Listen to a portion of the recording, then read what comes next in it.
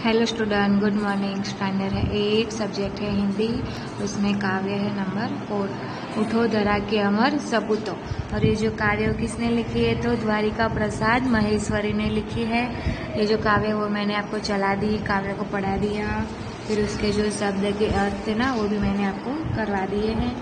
फिर उसके बाद था क्वेश्चन आंसर था ना, जो लॉन्ग क्वेश्चन के लॉन्ग आंसर होते हैं ना वो वाला था, वो करवा दिया। फिर एक एक वाक्य में आंसर देना था, वो करवा दिया। फिर फिल इन द ब्लैंक थी ना, वो भी करवा दी है मैंने आपको। अभी हमारा न्यू है निम्नलिखित प्रत्येक प्रश्न के उत्तर के लिए दिए गए विकल्पों में से सही विकल्प चुनकर लिखिए। टेक द करेक्ट पॉइंट है, वो करवाने वाली हूँ आज, ठीक है। तो उसमें क्वेश्चन 1 है, उठो धरा के अमर सपूतो। काव्य का प्रकार, ए गीत, बी गान, सी पद, डी संगगान। तो उसका सही आंसर आएगा डी संगगान।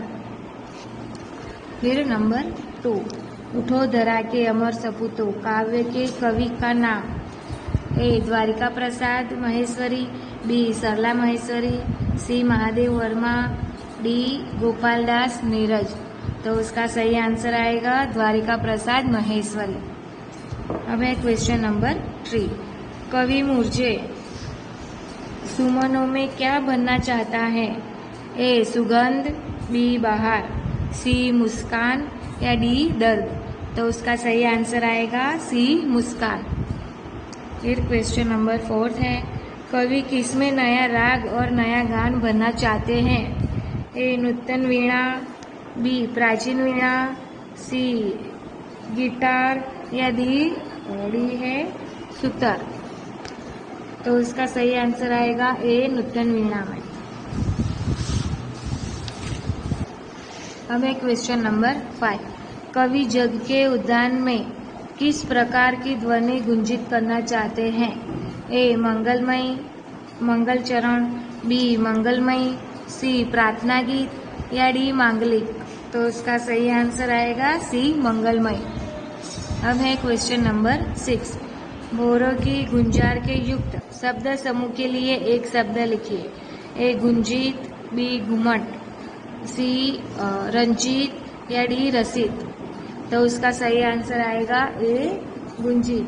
आवाहन शब्द का अर्थ, ए संग, बी पुकार, सी अभियान या डी ललकार। तो उसका सही आंसर आएगा डी ललकार। फिर क्वेश्चन नंबर 8 है, उत्साह शब्द का विरोधी शब्द। उत्साह शब्द का विरोधी शब्द, ए ऐतिहासिक, बी प्रेरणा, सी निरुत्साही या डी निराशा। तो उसका सही आंसर आएगा सी निरुत्साही। फिर क्वेश्चन नंबर 9, बच्चे प्रार्थना करते हैं। वाक्य में भाववाचक संज्ञा, ए बच्चे, बी बच्चा, सी करना या डी प्रार्थना। तो उसका सही आंसर आएगा डी प्रार्थना। फिर क्वेश्चन नंबर 10 है, गंगा पवित्र नदी है। वाक्य में व्यक्तिवाचक संज्ञा, ए पवित्र, बी गंगा, सी नदी या डी पावन। तो उसका सही आंसर आएगा बी गंगा। स्टूडेंट, ये था हमारा टेक द करेक्ट पॉइंट, वो मैंने आपको करवा दिया है, ठीक है। अभी हमारा न्यू क्वेश्चन है, दिए गए काव्य को पढ़कर प्रश्न के उत्तर दीजिए। इसमें क्या है, एक पैराग्राफ है, उस पैराग्राफ के आधार पर नीचे कुछ प्रश्न दिए हुए हैं, तो हमें उस प्रश्नों का उत्तर है ना वो पैराग्राफ में से ढूंढकर फिर लिखना है, ठीक है। तो मैं पहले आपको पैराग्राफ बताती हूँ। खड़ा हिमालय बता रहा है, डरो न आंधी पानी में, डटे रहो अपने पथ पर, सब कठिनाई तूफानों में, डिगो न अपने पथ से तुम, सब कुछ पा सकते हो प्यारे, तुम भी ऊंचे उठ सकते हो, छू सकते हो नभ के तारे, अड़क रहा जो अपने पथ पर, लाख मुसीबत आने पर, मिली सफलता उसको जग में, जीने में मरने में, जितनी भी बाधाएं आए उन सबसे ही लड़ा हिमालय, इसलिए तो दुनिया भर में हुआ सभी से बड़ा हिमालय। तो स्टूडेंट इसमें क्या है, इसके अंदर हिमालय का बताया हुआ है कि हिमालय कैसे खड़ा है, उसके ऊपर बहुत सारी मुसीबत यानी कि तूफान आता है, लेकिन वो खड़ा है, इसीलिए उसका नाम भी है ना, सभी पहाड़ों में वो सबसे बड़ा कहलाता है। तो इस पर से हमें ये सिखाया गया है, सीख मिलती है कि हमें भी कितनी भी कठिनाइयाँ आए, लेकिन हमें भी अपना जो कार्य है वो करते रहना चाहिए, जिससे हमें भी सफलता मिलेगी और हमारा भी नाम हो सकता है। तो उसका एक क्वेश्चन है, उसके आंसर है, आंसर मैं आपको बताऊँ। इसमें क्वेश्चन नंबर 1 है, हिमालय हमें क्या संदेश देता है? तो उसका आंसर है, हिमालय हमें यह संदेश देता है कि हमें कभी आंधी, कठिनाइयाँ और तूफान से डरकर नहीं भागना चाहिए। हमें अपने पथ पर डटे रहकर मंजिल पाने की कोशिश करनी चाहिए। हम अपने स्वप्न को तभी पूरा कर सकते हैं जब हम अपने पथ पर डटकर मुसीबतों का सामना करेंगे। क्वेश्चन नंबर 2, मुसीबत आने पर हमें क्या करना चाहिए? तो उसका आंसर है, मुसीबत आने पर हमें उसका डटकर सामना करना चाहिए। हमें मुसीबत से हार कर अपने पथ को कभी नहीं छोड़ना चाहिए।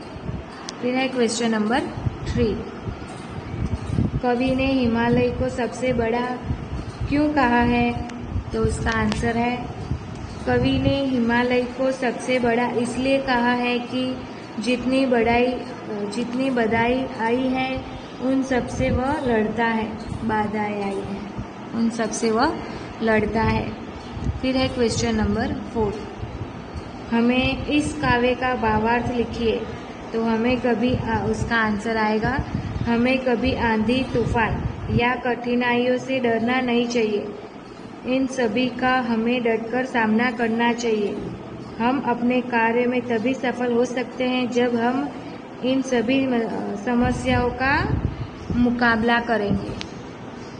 अब है क्वेश्चन नंबर 5, इस काव्य को योग्य शीर्षक दीजिए। तो उसका आंसर आएगा, इस काव्य का योग्य शीर्षक हिमालय का संदेश। ये जो काव्य का पैराग्राफ है ना, उसको हमें योग्य नाम देना था, ठीक है। तो क्या नाम होगा उसका? हिमालय का संदेश। तो स्टूडेंट, आज मैंने आपको ये जो पैराग्राफ था उसके आधार पर जो क्वेश्चन थे ना, उसके आंसर बताए और टिक द करेक्ट पॉइंट वाला क्वेश्चन था वो बताया, ठीक है।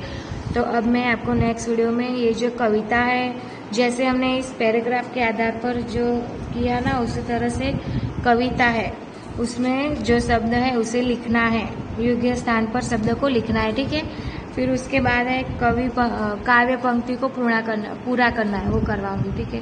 तो आपको आज क्या करना है, आज जो मैंने आपको वीडियो के अंदर जो आंसर बताए ना, वो उसके क्वेश्चन आपकी हिंदी की टेक्स्ट बुक के अंदर भी है।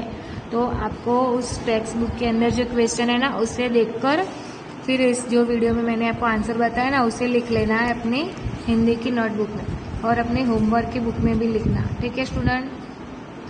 Thank you.